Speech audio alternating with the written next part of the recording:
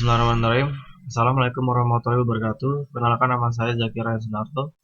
Di sini saya akan mempresentasikan tentang pemanfaatan informasi akuntansi untuk menghindari eskalasi komitmen pada level pengambilan keputusan. Pokok permasalahan. Pengambilan keputusan rasional diturunkan dari teori ekonomi mikro dengan asumsi bahwa manusia cenderung memaksimalkan utility function-nya. Model ekonomi klasik mengasumsikan bahwa kepentingan manajer dengan perusahaan sejalan dan identik. Asumsi ini memberikan pemahaman seolah-olah kepentingan manajer sebagai individu sudah sejalan dengan kepentingan pemegang saham. Pendekatan dengan menggunakan teori keagenan dapat menjelaskan tentang perilaku individu dalam pengambilan keputusan. Tujuan dari penelitian ini adalah untuk menguji informasi akuntansi sebagai strategi untuk membantu pengambilan keputusan, menghindari eskalasi komitmen.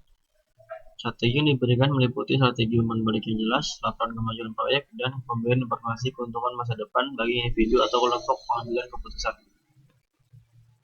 Landasan teori Escalation of Commitment. Dalam penelitian ini, komitmen ditekankan pada tingkat keterikatan individu pada suatu proyek.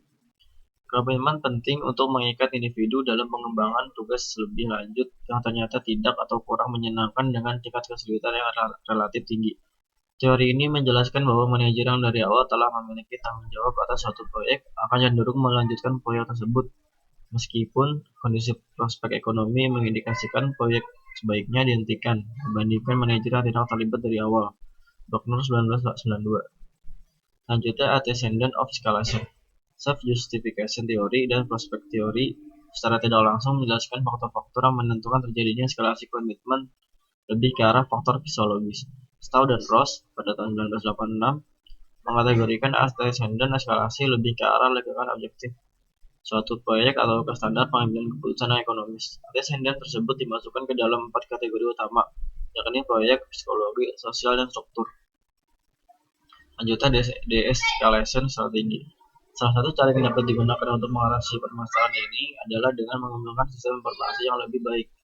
Harald dan Harrison 1993. Pemberian informasi ini dapat digunakan menggunakan perusahaan untuk memverifikasi perilaku manajer sehingga dapat membatasi kesempatan tindakan manajer yang melakukan seeking karena manajer menyadari bahwa dia tidak dapat menipu perusahaan.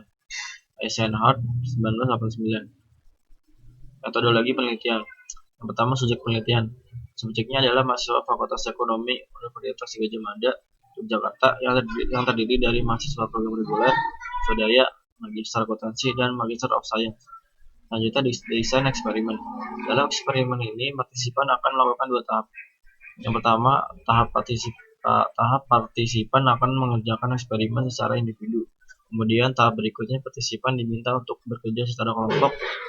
Selanjutnya, instrumen penelitian. Penelitian ini memodifikasi instrumen yang dikembangkan Gauss 1997. Partisipan akan diberi peran sebagai seorang manajer. Selanjutnya, variabel penelitian. Variabel dependen dalam penelitian ini adalah keputusan investasi. Pengukuran keputusan investasi ini dapat dilihat pada keputusan investasi yang dibuat partisipan dalam eksperimen.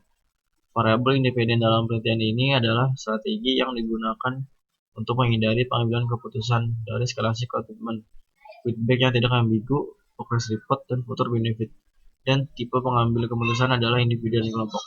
Metode analisisnya dalam hipotesis ini diuji dengan menggunakan alat statistik univariate ANOVA. Hasil penelitian, deskripsi, statistik, dan analisis data. Sebanyak 1.802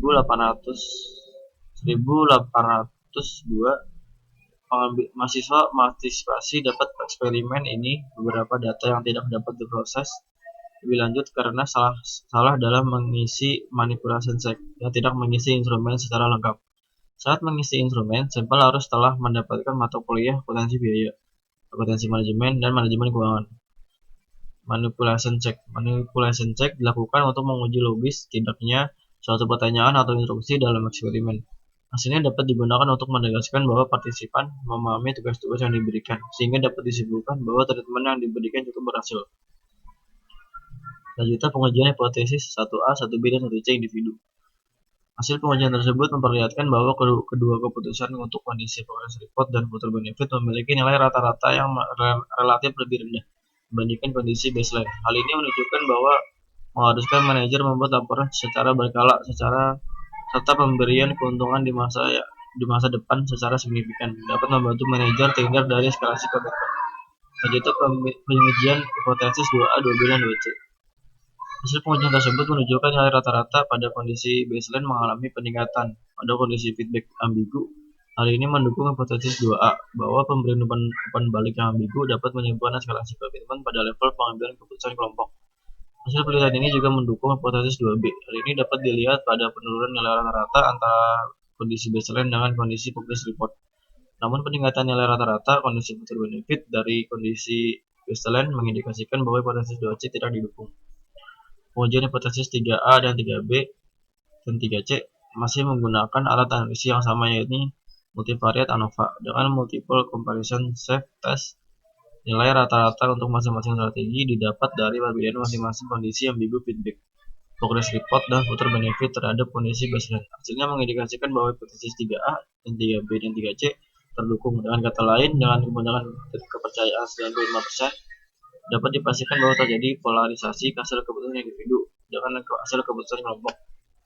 Kesimpulannya, penelitian ini bertujuan untuk memperoleh bukti empiris mengenai pengaruh dari strategi feedback unambiguous, progress report, dan pemberian informasi future benefit dalam menghindari permasalahan eskalasi komitmen. Metode penelitian ini yang digunakan adalah eksperimen. Data yang digunakan merupakan data primer yang diperoleh dari jawaban responden terhadap pertanyaan di akhir instrumen penelitian. Instrumen yang digunakan merupakan modifikasi instrumen yang telah dikembangkan GOS 1227. Pengujian hipotesis dilakukan menggunakan multivariate ANOVA. Hasil pengujian hipotesis mengindikasikan mendukungan terhadap hasil penelitian GOS 1297 bahwa ketiga strategi dapat digunakan untuk membantu pengambil keputusan individu terhindar dari permasalahan eskalasi. Interpretasi hasil penelitian. Tujuan dari penelitian ini adalah untuk menguji informasi akuntansi sebagai strategi untuk membantu pengambilan keputusan menghindari eskalasi komitmen. Strategi yang diberikan meliputi strategi umpan balik yang jelas, laporan kemajuan proyek, dan pemberian informasi keuntungan di masa depan bagi individu atau kelompok pengambilan keputusan. Sebanyak 1.802 siswa dari Departemen Akuntansi Fakultas Ekonomi Universitas Gadjah Mada berpartisipasi dalam percobaan ini. Hasil tes menunjukkan bahwa ketiga strategi dapat secara signifikan membantu pengambilan keputusan menghindari masalah eskalasi komitmen. Namun mengejutkan, hasil tes menunjukkan bahwa strategi untuk memberikan informasi manfaat di masa depan cenderung signifikan untuk mengarahkan kelompok ke eskalasi komitmen. Tes juga dilakukan untuk mengamati apakah ada polarisasi keputusan individu atau kelompok. Kritik terhadap penelitian lebih mengutamakan validitas internal dibandingkan validitas eksternal. Kasus yang disajikan berbentuk abstraksi dan merupakan penyederhanaan dan proses permasalahan dunia nyata. Dan sistem penelitian yang menggunakan sistem one shot. Untuk risetnya, penelitian yang akan datang lebih baik jika menggunakan praktisi sebagai sumber penelitian.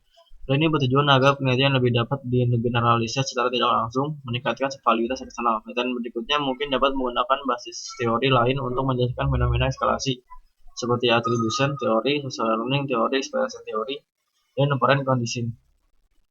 Sekian presentasi yang dapat saya sampaikan, kurang lebihnya mohon maaf. Wassalamualaikum warahmatullahi wabarakatuh.